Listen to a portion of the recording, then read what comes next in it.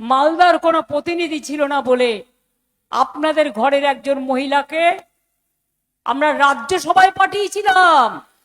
রাজ্যসভায় টিকিট পাওয়া চারটিখানি কথা নয়, 6 বছর তিনি ছিলেন। 1 মাস আগে রেজিগনেশন করেছেন। তাকে আমরা লোকসভা ভোটেও দাঁড় করিয়েছিলাম। মা তার সন্তানকে যতটুকু দিতে পারে সবটাই দিয়েছেন, কিন্তু ইলেকশনের আগে তিনি অন্য দলে গেছেন, আমার কোনো আপত্তি নেই। তিনি যে দলেই যান ভালো থাকুন, আমার কোনো আপত্তি নেই, কিন্তু ভোটটা তাদের দেবেন না। তারা তৃণমূল থেকে সব নিয়েছে আর যুদ্ধের সময় পালিয়ে গেছে। পলাতকদের ক্ষমা করবেন না।